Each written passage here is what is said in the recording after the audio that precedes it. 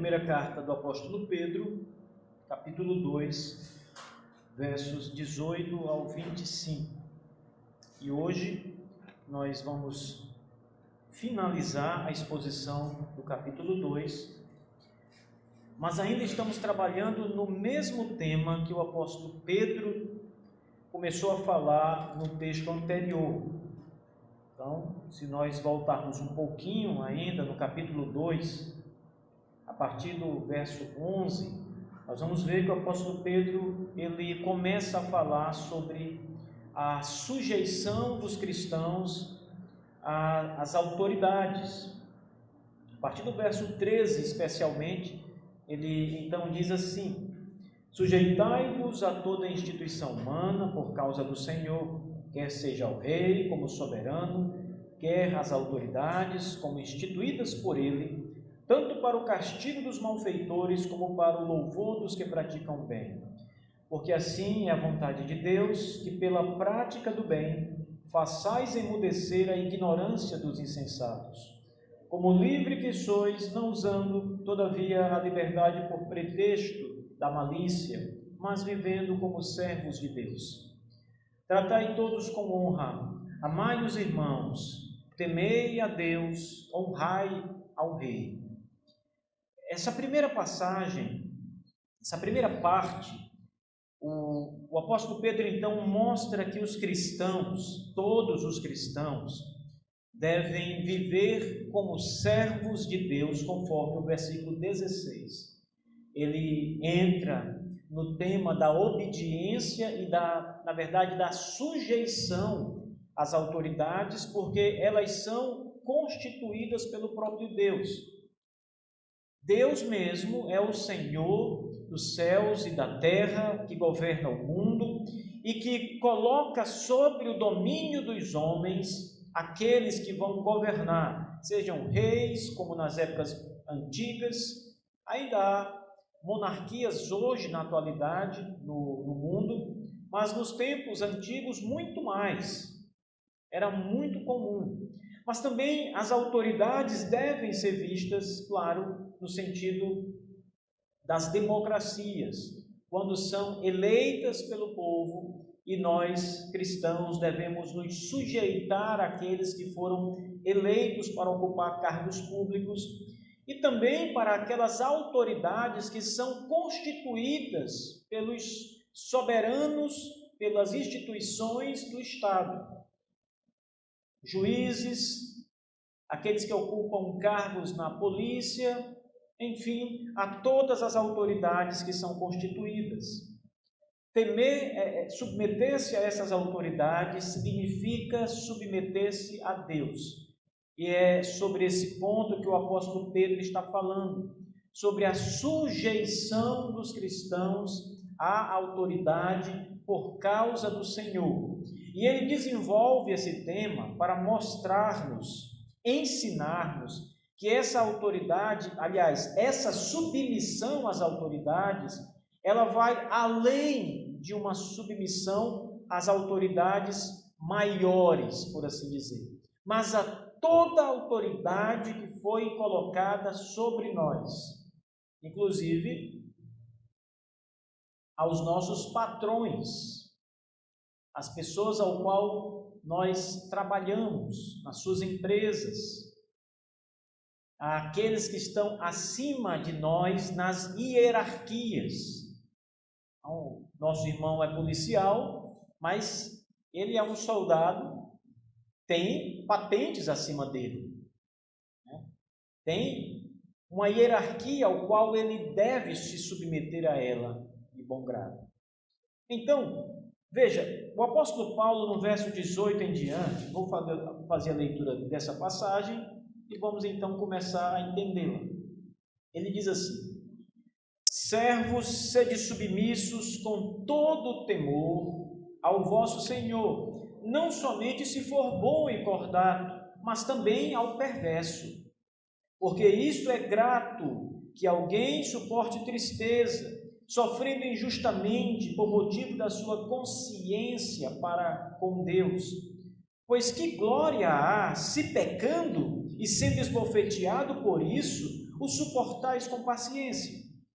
Se, entretanto, quando praticais o bem, sois igualmente afligidos e os suportais com paciência, isto é grato a Deus.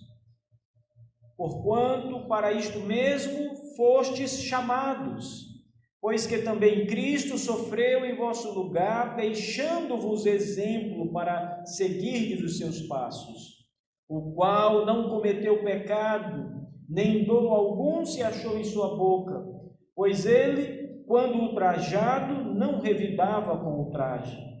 Quando maltratado, não fazia ameaças, mas entregava-se àquele que julga retamente, carregando ele mesmo em seu corpo, sobre o madeiro, os nossos pecados, para que nós, mortos para os pecados, vivamos para a justiça, por suas chagas fostes sarados. Porque estáveis desgarrados como ovelhas, agora, porém, vos convertestes ao pastor e bispo da vossa alma. Amém. Então, notem, irmãos, que o apóstolo Pedro escreve a esses irmãos peregrinos e forasteiros, espalhados como estavam por toda parte. E dentre esses irmãos, muitos eram escravos, literalmente falando. Não podemos esquecer que os dias em que o Novo Testamento foi escrito, a escravidão era algo comum e aceitável entre os povos. E aqui também nós estamos falando da escravidão de cor, racial, onde negros eram escravos apenas. Nada disso. A escravidão era generalizada, não era de cor. Qualquer povo conquistado se tornava escravo de um outro povo. E muitos cristãos eram escravos, né? Foram tomados, comprados por senhores.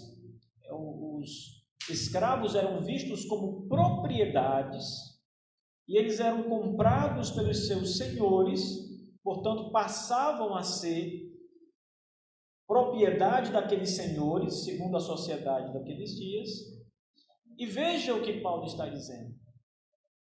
Paulo está dizendo que estes irmãos que eram servos, a palavra servos no grego significa literalmente escravo. Ele está dizendo aqui, escravos, sede submissos com todo temor ao vosso Senhor. É o que Paulo está dizendo. Ele está se dirigindo a escravos cristãos, homens que eram escravizados e estavam debaixo do jugo de um determinado senhor. E muitos desses senhores não eram senhores maus, mas tratavam os escravos muito bem, cuidavam deles, mas outros, ao contrário, eram maus, eram senhores cruéis com seus escravos. E o que Pedro diz na sua carta é que os escravos cristãos deviam ser submissos com todo temor ao vosso Senhor. O Senhor aqui não é Jesus Cristo. Note que a própria tradução apresenta a palavra com letra minúscula. Ela está falando de um homem que era senhor de escravos, que tinha escravos ao seu serviço, ao qual os escravos lhe deviam obediência e trabalhavam para ele. Paulo diz, sede submissos, escravos, com todo temor ao vosso Senhor, não somente se ele for bom e cordato, mas também aos perversos, aos senhores maus, aqueles que tratam com rudeza vocês, aqueles que impõem cargas maiores do que aquilo que vocês normalmente suportam, aqueles que vos tratam com aspereza, aqueles que vos fazem sofrer, trazem sobre vocês dores e até castigam vocês, muitas vezes. Sejam submissos aos senhores. Essa palavra, irmãos, dado o contexto daqueles dias, social, é uma palavra que apresenta uma importante lição de submissão que precisa ser aplicada aos nossos dias. Hoje, nós não vivemos mais sobre o período da escravatura, mas estamos e devemos estar sujeitos às autoridades que estão sobre nós. E como eu disse no começo, se você é um funcionário, você está sujeito ao seu chefe. E um bom cristão vai se sujeitar bem, com temor, ao seu chefe. Temor aqui significa respeito, considerando de fato uma autoridade sobre você, constituído sobre você. O nosso temor e submissão e a nossa submissão não são apenas requeridas diante das autoridades superiores, como o presidente da República, deputados, senadores, que são autoridades legislativas, ou a juízes. Lembrando mais uma vez que no Brasil há uma divisão de poderes, existem 3 autoridades no Brasil: a autoridade executiva, o presidente da República, a autoridade legislativa, deputados e senadores formam o Congresso, e a autoridade judiciária, cujo órgão maior, máximo, é o STF. Às vezes, muitos cristãos acreditam que a nossa submissão deve ser apenas a esses poderes. Mas não. É uma submissão em cadeia, hierárquica. Isto é, os filhos devem se submeter aos seus pais, porque os seus pais estão numa hierarquia superior, são os seus pais. Portanto, crianças, meninos, meninas que aqui estão, devem obedecer e se submeter aos seus pais como se fosse submetendo-se ao próprio Senhor Jesus Cristo, porque isso é bom e aceitável diante de Deus. Funcionários devem se submeter aos seus chefes. Professores, e muitos são professores de escolas, devem se submeter aos seus diretores, aos coordenadores, porque estão acima de vós na cadeia hierárquica. Todos nós, em um certo grau, somos submissos a alguém. E é preciso encarar isso como sendo a vontade de Deus e correto vivermos assim. Levantar-se contra o seu chefe injustamente, porque há muitas vezes razões justas que não são condenáveis na Bíblia, mas levantar-se injustamente, criar motim injustamente, difamar injustamente, servir de mau grado, não dedicar-se às suas atividades, às ordens que lhes foram passadas por seus chefes, fazer um corpo mole, não executar o serviço. Todas essas coisas significam insubmissão e, portanto, são pecaminosas aos olhos de Deus. Servos, escravos, diz o apóstolo Pedro, sejam submissos ao vosso Senhor, não somente se ele for bom e cordato, mas também ao perverso, diz ele. Um chefe bom, aquele chefe que é camarada, que chega sorrindo, que muitas vezes atende os seus pedidos, você vai submeter-se a ele com alegria, amando, ajudando, estando sempre pronto. Mas às vezes aquele chefe que é mais duro, que é mais fechado, que não conversa muito, que não dispensa a entrega das atividades, que cobra as metas, você tem raiva dele e não se submete a ele de bom grado. Isso é pecaminoso, segundo o modelo cristão. E veja que o apóstolo Pedro, quando ele está falando no início do tema da submissão, aqui no verso 16, ele disse que nós devemos viver como servos de Deus.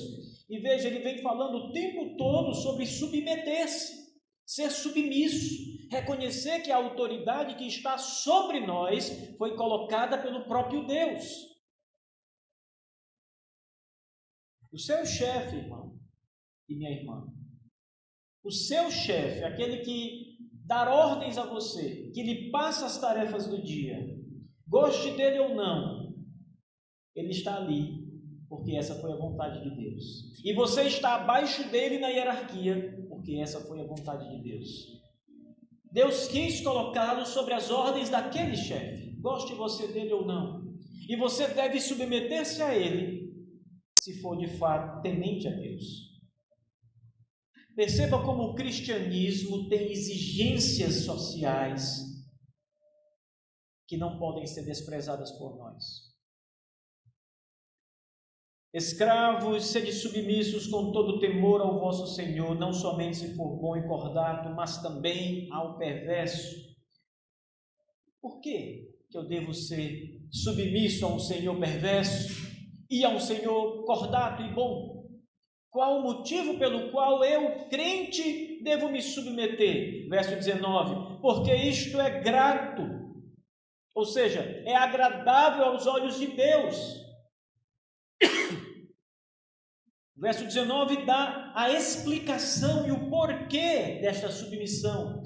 Porque isto é grato, que alguém suporte tristeza, sofrendo injustamente, por motivo de sua consciência para com Deus.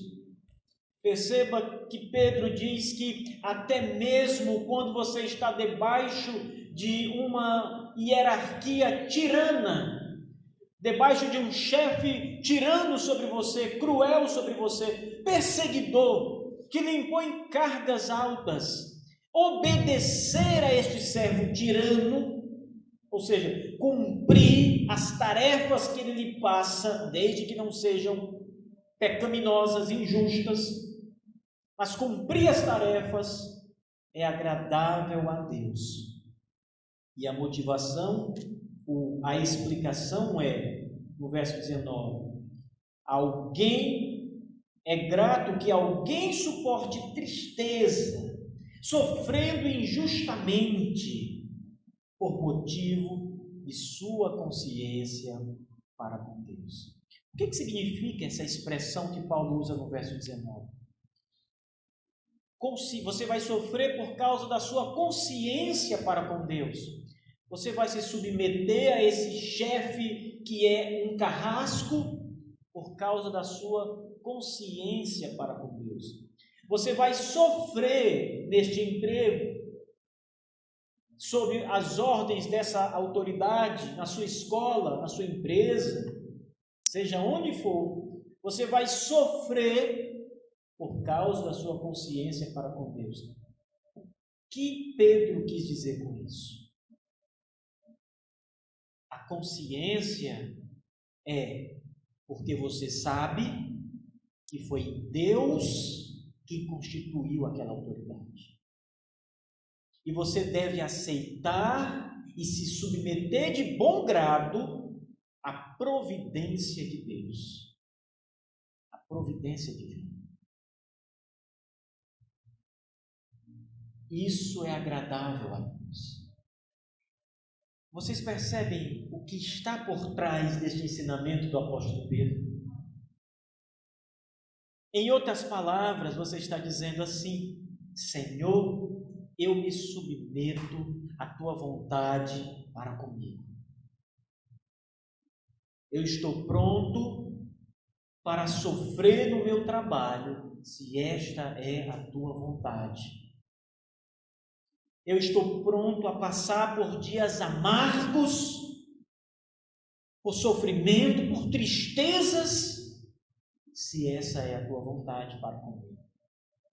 Porque se eu estou nessa condição, e se há outro que me oprime, esta é a tua vontade agora para comigo.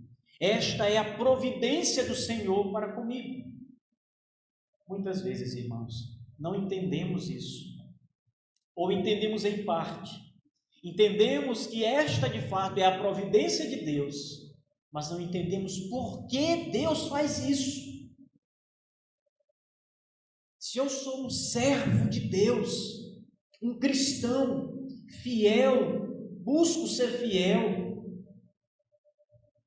e estou agora debaixo do jugo de um descrente, de um homem idólatra, ou uma mulher idólatra, imoral muitas vezes, como Deus, na sua providência, pôde me colocar debaixo de um homem ou mulher que não o teme, muito pelo contrário, que escarnece muitas vezes de Deus e da sua palavra. Por que isso acontece? Em sua providência, Deus faz todas as coisas de modo justo, perfeito e bom. Nós é que não entendemos de fato os caminhos do Senhor. Pensamos que os caminhos do Senhor são maus, são errados, prejudiciais, injustos, quando não são, irmãos. É por isso que nós cristãos, que reconhecemos que toda sabedoria é a sabedoria divina, devemos nos curvar diante da sua providência. Você não está nesse emprego e nem debaixo deste chefe aleatoriamente, por acaso. Não existe por acaso, não existe sorte, não existe coincidência. O que existe nas Escrituras é providência divina. E quando você entende isso, que nada está acontecendo por acaso, mas que Deus está guiando a história, está guiando sua vida em particular, você passa então a entender que se as coisas são como são, é porque assim é a vontade de Deus. E você deve se submeter a ela, confiando no Senhor, confiando e esperando no Senhor, sempre. Sem resmungar, sem deixar de aceitar o que Deus tem para você. Os versos 18 e 19, eles são a primeira parte desta explicação. E o que os versos 18 e 19 estão nos dizendo, em linhas gerais, sejam submissos às autoridades, às hierarquias que estão sobre você, mesmo se forem rudes e cruéis, porque isso é bom e agradável diante de Deus. E quando vocês suportam isso por causa da consciência de vocês para com Deus, isso é bom e louvável. Deus se agrada com isso. Então vem o verso 20, aonde ele vai dizer o seguinte: que glória há se pecando e sendo esbofeteados por causa disso, suportais com paciência. Imagine o estuprador que é apanhado, condenado e passa a cumprir pena na prisão duríssima, e ele sofre todos os dias maus tratos, falta de higiene. Essa é a realidade dos cárceres do Brasil, da maioria deles. E ele está sofrendo. E o que Pedro diz é o seguinte, no verso 20: ora, se você pecar e receber a punição por causa do pecado, não há vantagem em sofrer por causa disso. É o que se espera. A punição não é algo agradável. A punição é para que o preço da ofensa possa ser pago. Então, quem está sofrendo justamente, por motivo justo, não tem que se gloriar desse sofrimento. Não deve se gloriar disso. Mas, verso 20 continua: se, entretanto, quando vocês praticam o bem, sois igualmente afligidos, e suportai com paciência, isto é grato diante de Deus. Sofrer injustamente. E quando você sofre injustamente, pacientemente, espere em Deus, Isso é grato aos olhos do Senhor. Duas coisas são importantes nessa passagem do verso 20. Primeiro, que o sofrimento ele pode ser justo ou injusto. Sofrer com o sofrimento justo não é vantagem nenhuma. Não estamos, de modo nenhum, sendo exaltados quando sofremos por aquilo que cometemos. É o preço a ser pago apenas. Não há vantagem nesse sofrimento. Mas o sofrimento injusto, quando você é perseguido, castigado, punido injustamente, praticando o bem, como diz aqui o apóstolo Pedro, ou seja, quando alguém, por exemplo, profere um testemunho falso ao seu respeito, lançando mentiras sobre você, você sofre com isso. Esse sofrimento é injusto, você não merecia passar por ele, porque a acusação contra você é falsa. Contudo, quando você suporta esse sofrimento, esperando em Deus, isto é grato a Deus. O Senhor se alegra com você. O motivo de Deus se alegrar, irmãos, novamente, não é o fato de Deus ser masoquista e gostar de ver o sofrimento dos outros. Deus não gosta do sofrimento, Ele não se alegra com o sofrimento, Ele se alegra com a submissão do seu povo a Ele. Em reconhecer que, se aquele sofrimento está vindo sobre ele por mãos de homens injustos, ainda assim, precisamos reconhecer que tudo está debaixo da santa providência de Deus, até o sofrimento. Até os homens ímpios que Deus levanta com as suas finalidades, seu propósito eterno. E nós precisamos reconhecer isso. Isso é submissão em todas as áreas, em todas as esferas da vida. Submissão. Você não vai se submeter ao seu filho, porque o seu filho não é autoridade sobre você. É o contrário. O seu filho deve submeter-se a você. Mas você vai se submeter aos seus pais, embora seja pai também. Percebam que há hierarquia, um grau de hierarquia. Aqui uma balança. Ora somos submissos em algumas situações, em outras as pessoas são submissas a nós, porque nós somos autoridades em algum grau sobre elas. O pastor é autoridade sobre a igreja. Os diáconos têm autoridade sobre a igreja, mas o pastor tem autoridade sobre os diáconos da igreja. Os professores, os alunos devem ser submissos aos seus professores na sala de aula, mas os professores devem ser submissos aos seus chefes, aos diretores e coordenadores, por exemplo. Diretores e coordenadores de escolas públicas estão submissos às autoridades maiores que eles, em nível estadual, municipal também. Há secretarias, há secretários de educação, etc. Secretários de educação devem estar submissos aos prefeitos e aos governadores. E assim há uma cadeia hierárquica que exige do cristão submissão. Submissão às autoridades.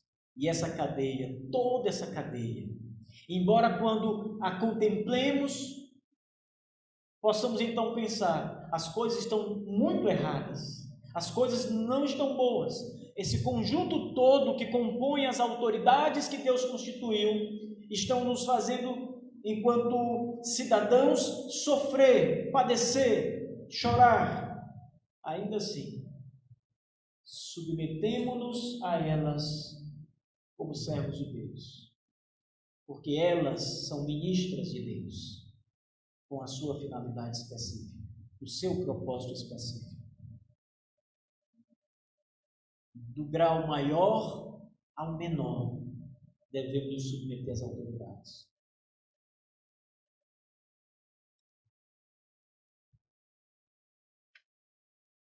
Foi para isso, diz o apóstolo Pedro, que nós fomos chamados, verso 21.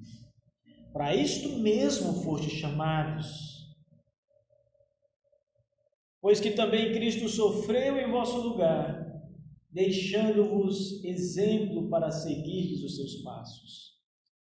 O grande exemplo de submissão injusta, veja bem, é o próprio Deus. Injusta, porque ele sofreu pelos pecados que não eram dele. O justo, que é Cristo, pagou pela ofensa dos injustos que somos nós.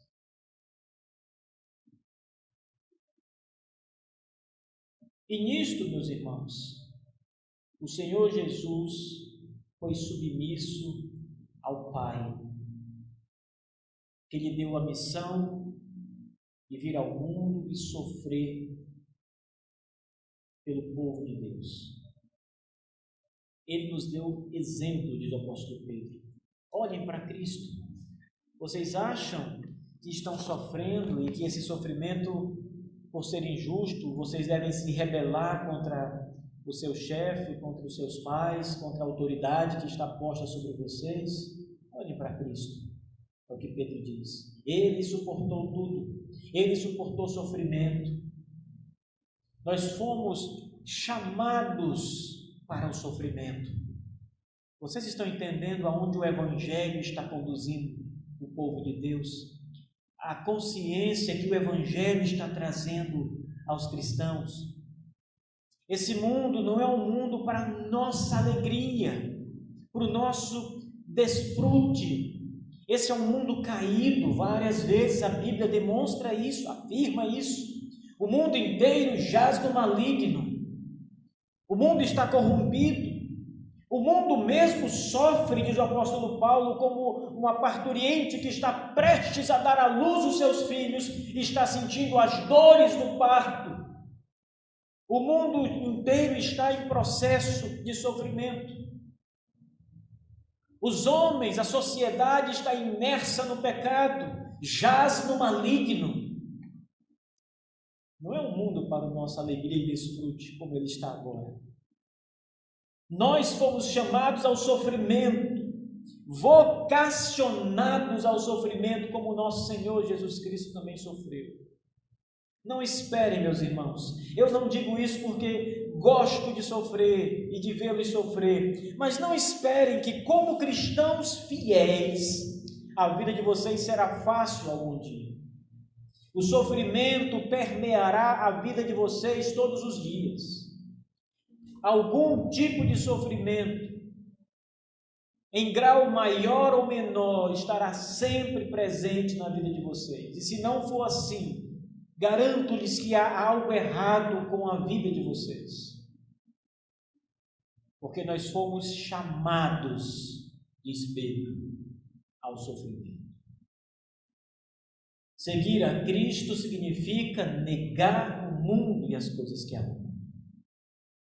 Se alguém ama o mundo e aquilo que há no mundo, o amor do Pai não está nele, diz João.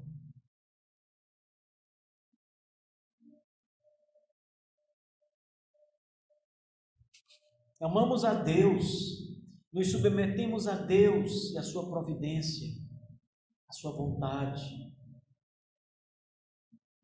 Cristo diz, quando está indo para a cruz do Calvário, prestes a ser entregue: se possível for, Pai, afasta de mim esse cálice. Todavia, seja feita a tua vontade, o sofrimento, e não a minha, que era escapar do sofrimento, livrar-se do sofrimento. Se for possível, Pai, não permita que eu morra. Se houver outra saída, outra maneira, não me deixe morrer naquela cruz, mas que seja feita a tua vontade, submissão.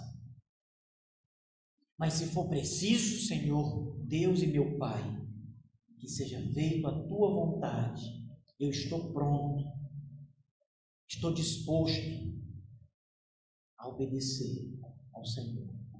Submeter a mim, minha vida, ao Senhor e à sua vontade. E a vontade do Pai foi a morte de Jesus, o sofrimento, todo o flagelo que nosso Senhor Jesus passou até a sua morte. Foi a vontade do Pai.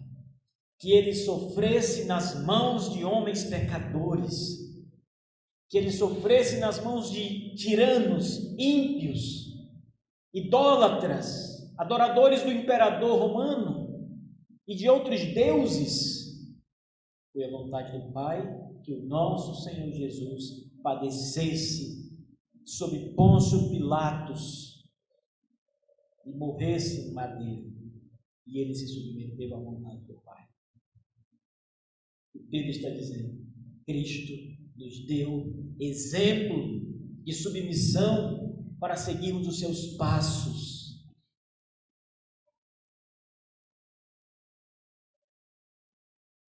Primeiro, quanto a Cristo, Pedro vai dizer o que ele não fez. Olhe para o verso 22. O qual não cometeu pecado. Não havia nenhum dolo em nosso Senhor Jesus Cristo. Em toda a sua vida, irmãos, nem por uma vez só ele pecou. Ele foi obediente a Deus em todas as coisas e não pecou jamais. Nunca, nunca. Pedro diz: Cristo foi para a cruz, para o madeiro, deixando exemplo, e ele não era um homem injusto. Ele sofreu injustamente. Ele nunca cometeu pecado. Nunca se achou pecado em sua boca. Ele não maldisse os seus carrascos. Vejam o verso 22. Não cometeu pecado, nem dolo algum se achou em sua boca, pois ele, quando foi ultrajado, não revidou com ultraje. Quando maltratado, não fazia ameaças. Nunca na boca do nosso Senhor Jesus Cristo houve revolta, houve desobediência, houve qualquer palavra dura de reprovação àqueles que estavam ali colocados sobre ele. As pessoas às vezes não entendem, mas a Bíblia claramente diz que Jesus Cristo tinha duas naturezas. Portanto, ele era Deus mesmo, Deus em carne, mas ele era homem como nós. E como homem, ele estava sujeito às autoridades. Dai a César o que é de César, disse ele. Ele não se levantou contra as autoridades, ele estava sujeito às autoridades. Ele nunca quebrou a lei, porque ele estava sujeito à lei. Ele estava debaixo das autoridades e se submetia às autoridades. Quando Pilatos está com ele, diz: tu não te defendes, tu não abre a boca. E a Bíblia diz que ele não abriu a boca. Os salmistas já diziam que o Cristo de Deus, o Messias, iria ser levado ao matadouro calado, em silêncio. Nenhuma palavra se ouviu da sua boca. Assim o Senhor se submeteu a Deus e à autoridade injusta dos homens.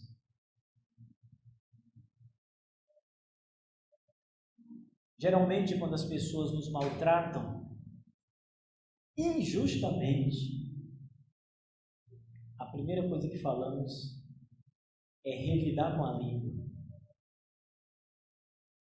Você não vai aceitar. Você não aceita. Você vai se pronunciar e não vai aceitar. Porque às vezes nós esquecemos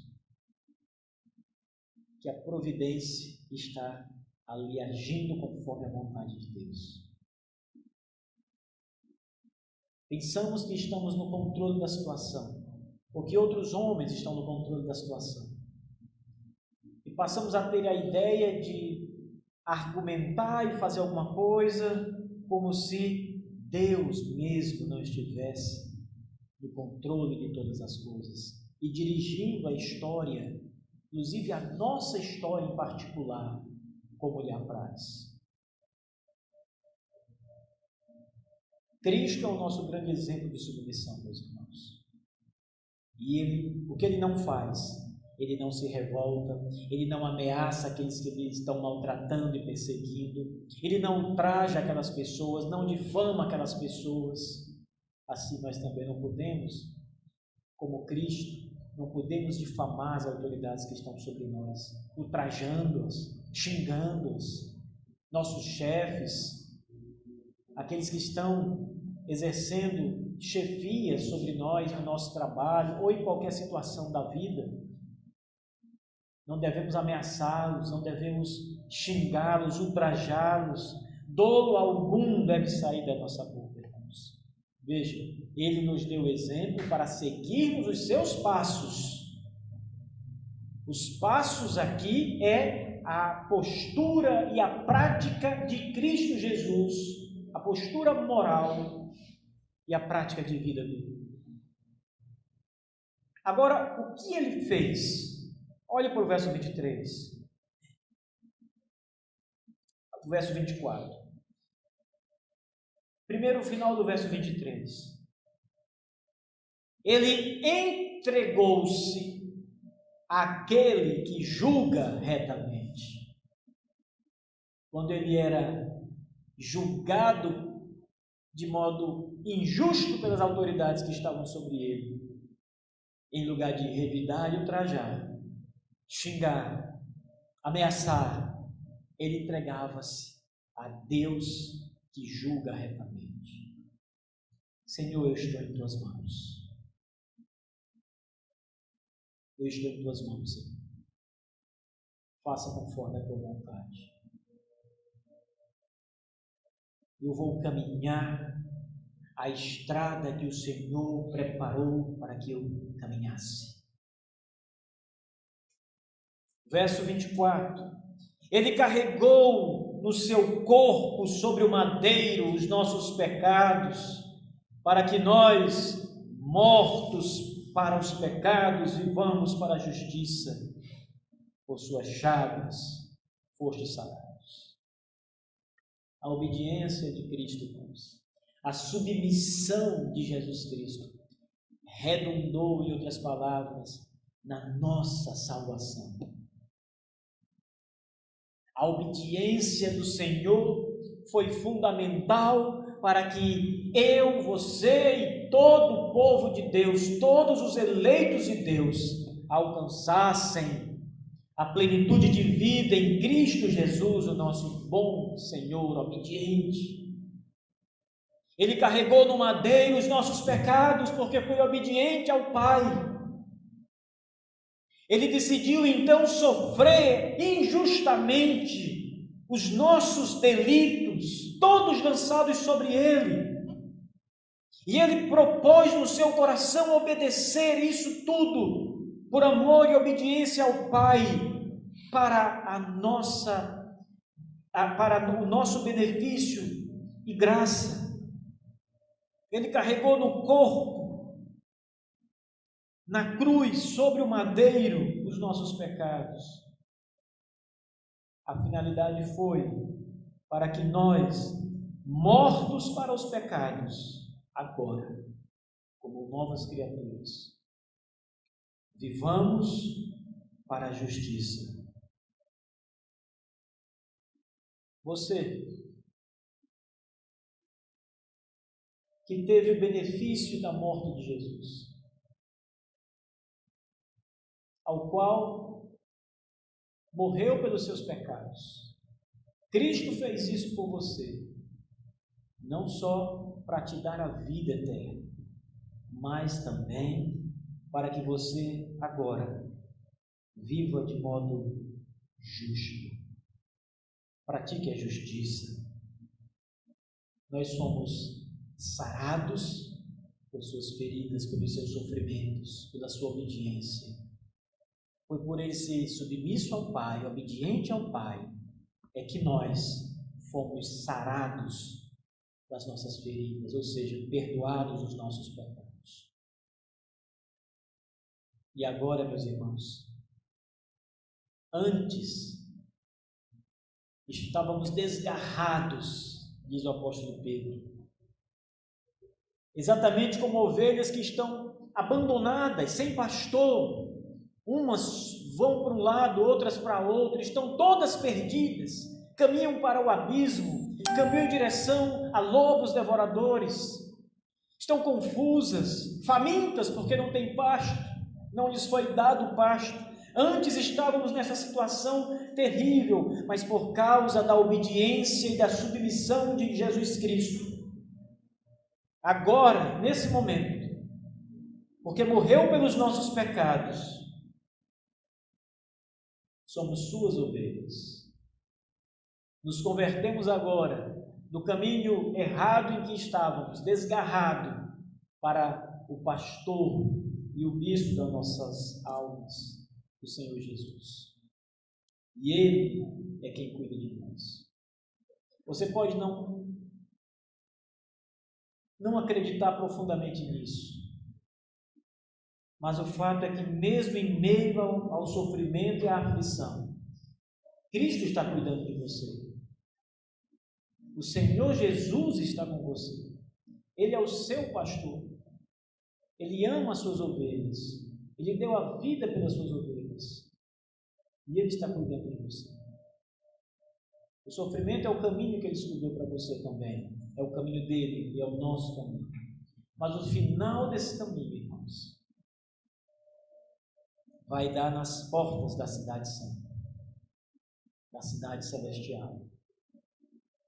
E é para lá que o Senhor está nos levando, embora o caminho seja difícil, embora o caminho seja doloroso, cansativo, penoso, mas esse é o caminho para chegar na cidade santa, na nova Jerusalém celestial. Ele é o bispo das vossas almas. No Novo Testamento, pastor e bispo apontam para a mesma pessoa. E a palavra bispo é a palavra supervisor. É aquele que, como eu estou aqui numa plataforma mais alta, estou olhando e vendo todos vocês. A palavra bispo traz essa ideia de olhar o conjunto, tudo, de supervisionar. O pastor R.C. Sproul, comentando essa passagem, ele dá uma ilustração muito boa. Primeiro, ele nos lembra que a raiz da palavra bispo, episcopo, vem de uma outra palavra que chama-se scopo. Epi é a junção de um termo grego que dá direção e intensifica a palavra seguinte, scopo. E o Sproul vai dizer que a palavra telescópio, sabe o que é um telescópio? Que você olha e vê o conjunto, Aquele que está lá longe, você vê bem de perto, você aproxima, você está olhando.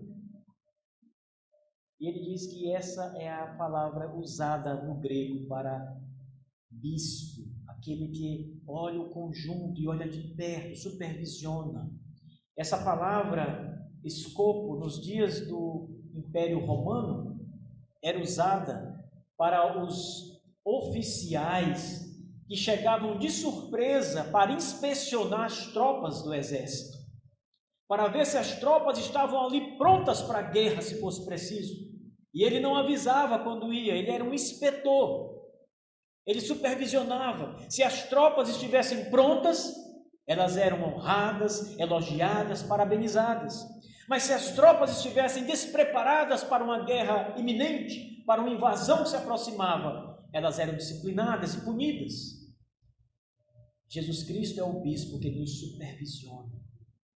É o pastor que cuida de nós, mas é o bispo que nos vê o conjunto, o todo, a nossa vida. Ele é o bispo das nossas almas, irmãos. Descansem em Cristo.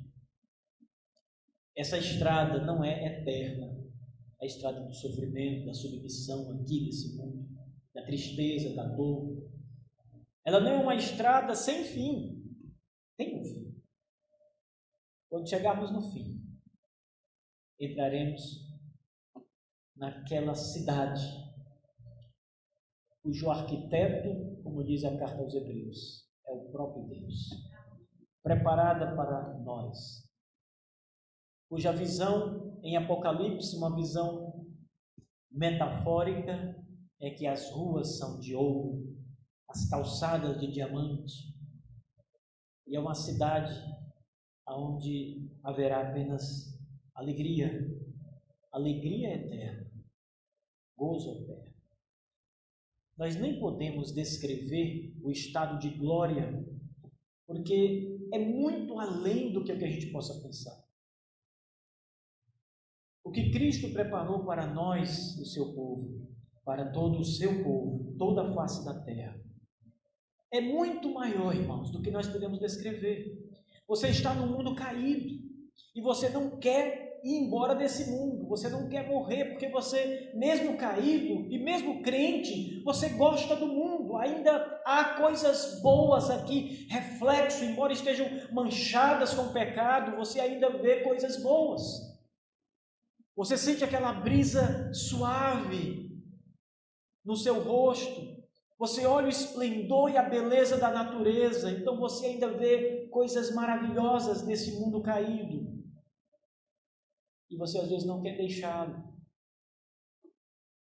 E eu não sei como dizer para vocês que o mundo vindouro é melhor, mas é melhor, é muito melhor, é infinitamente melhor.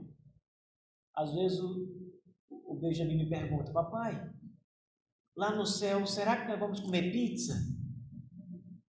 Ele adora pizza. E pizza é como se fosse um galardão para ele aqui na terra, né? E se o céu não tiver pizza, eu acho que o céu não vai ser muito bom na cabeça dele. Eu não sei se tem pizza no céu, mas eu sei que se não tiver, ainda assim será melhor do que qualquer coisa na terra. É muito melhor. É bem melhor. Que Deus nos dê, irmãos, na sua bondade e graça, essa visão das coisas celestes. Amém.